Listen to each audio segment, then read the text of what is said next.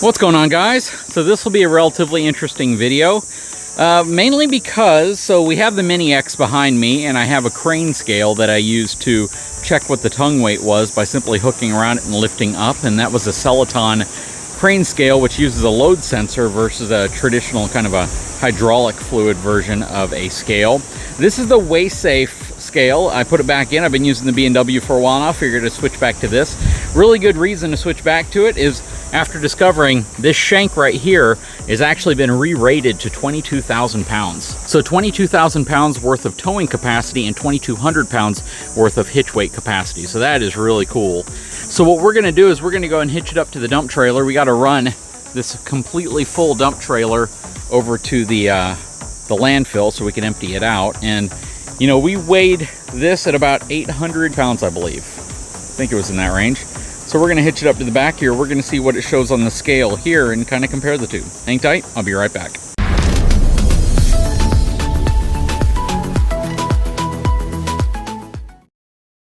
Not gonna lie, one of the most exhaustive parts of using a dump trailer is using a manual jack like this. But we'll have a fix for that coming pretty soon. All right, so we're gonna lift it up, throw it under the coupler, lower it back down, and see what it weighs.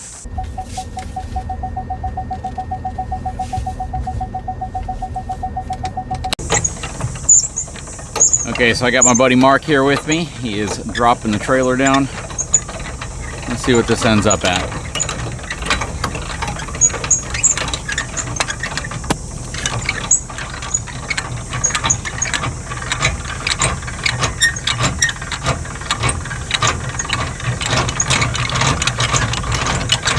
Okay, so we are at about 600 pounds according to the scale right here. So it's a bit off.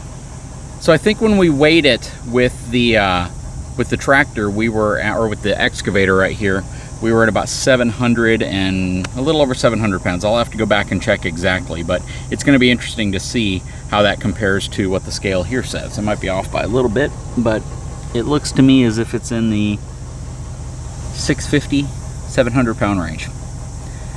All right, so we're gonna get this all hitched up, taken care of, and we're gonna take off. And a lot of people may be wondering if this thing is loaded up as much as it is, and we've actually used the excavator to compress it. Why is it relatively light right now, you know, compared to the fact that this thing can carry a lot of weight, right? The trailer itself weighs like 5,600 pounds dry. Why is it not transferring as much weight? Well, the answer to that's very simple. The majority of the weight we have loaded in here is right here.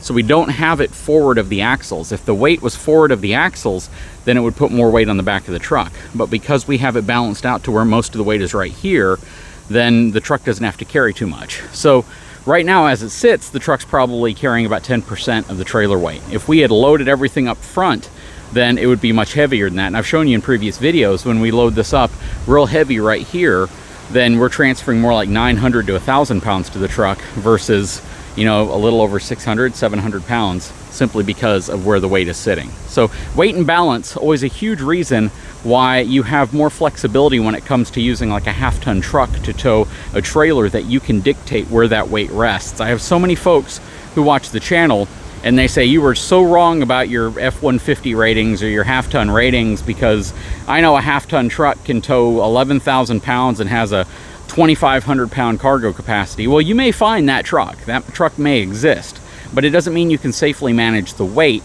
unless you have a trailer that you can dictate where that weight is placed. You know, oftentimes you get in these debates in the comment sections where folks are saying, you know, I've hauled this certain type of trailer for years, and I've hauled an excavator, I've hauled all this other stuff with a half-ton truck, and I have no problem. Well, typically that's because you dictate where the weight is placed on the trailer and how much weight is actually balanced towards the truck versus off the truck. And that's the point of it. When I talk about RVs, it's static weight for the most part. You can't add or move furniture from where it's at, and a lot of times where that weight is placed is unchangeable. And because of that, you also have to realize that weight and balance plays far more of an important role because you don't have much control over it. So that's the only thing. You know, of course, when you're talking about a trailer like this or any of my utility trailers, weight and balance is so critical, but you have some control over that weight and balance. Anyways, we're gonna get this all hitched up. We're gonna take off and empty the dump trailer again. Always fun waiting in line at the landfill. Seems to be dump trailer day. Everyone has a dump trailer. Except for the U-Haul truck that's behind me.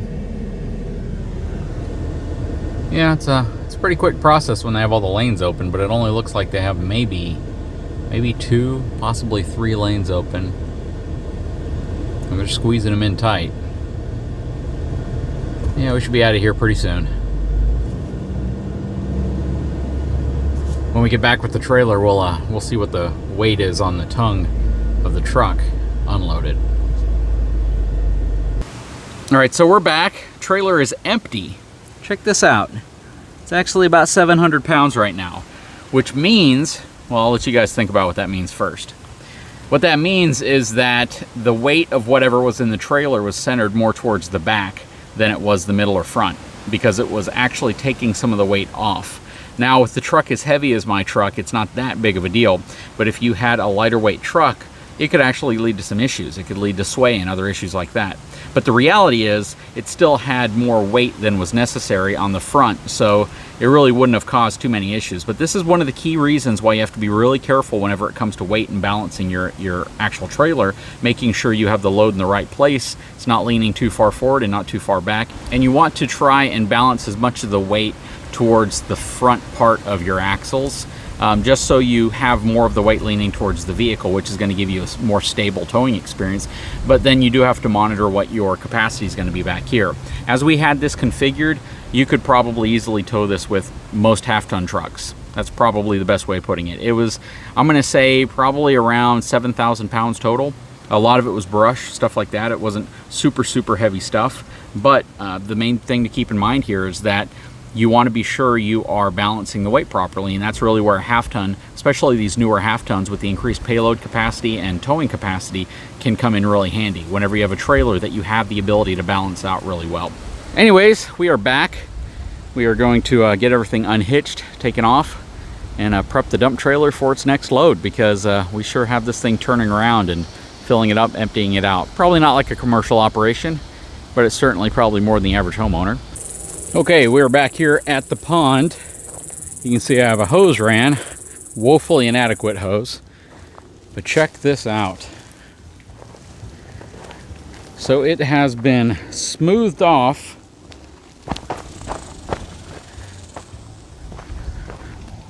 all the way around. He had a plate compactor out here, and he was able to get this looking really good. All the way up the sides. Turned out really nice.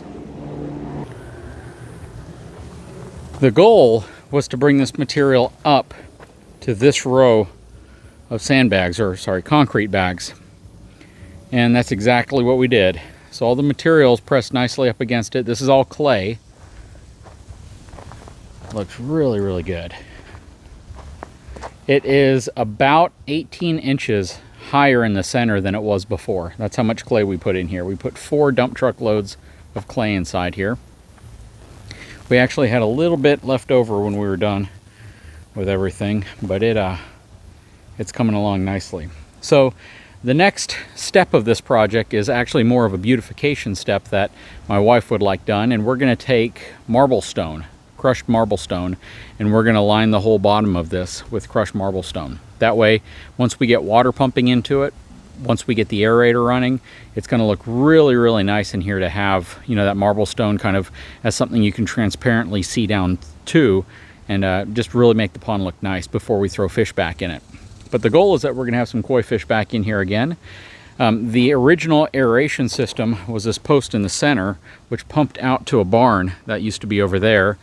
And to fill the pond, you would actually put water in the trough, and the trough had a piece of PVC that fed into the pond on the side right here, and we're no longer going to do that. So we're going to trench another line from the well over here to keep the pond full. But check it out. It is looking really nice.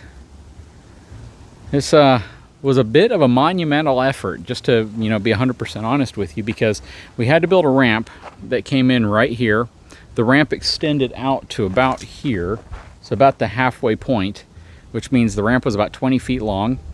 And once it got to this section, you had to work around it. You couldn't really do anything here, so I had to tear the ramp up to put the dirt in this area, and then I used my tractor to put the dirt all the way around the edge. He came out with his plate compactor, and he was able to compress all that in really nice and hard. And this right here is like solid.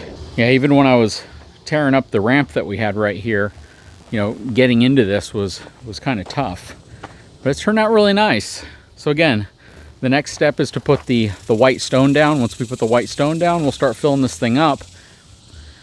But it certainly looks a lot better than it did. Really pleased with the results. Anyways, what do you guys think? Leave a comment below. I'm not sure when we're going to pick up the stone to actually fill this thing up, but hopefully it's sometime soon, because I'm excited to get this thing up and running. I already ordered the floating aerator that's going to go in the center. It's going to have LED lights. It's going to have mooring lines that allow us to kind of keep it in the center, but more than anything, it's going to keep the water circulating and aerated, so we have the ability to put some fish in here. Anyways, I would love your feedback, advice, suggestions. I know there's a lot of folks who watch the channel who are you know, do landscaping, things like this. I don't know how many of you folks do ponds, but it'd be interesting to get another perspective on it. Guys, if you haven't had a chance, please take a moment, subscribe to my channel, give me a thumbs up, and we'll talk to you again very soon.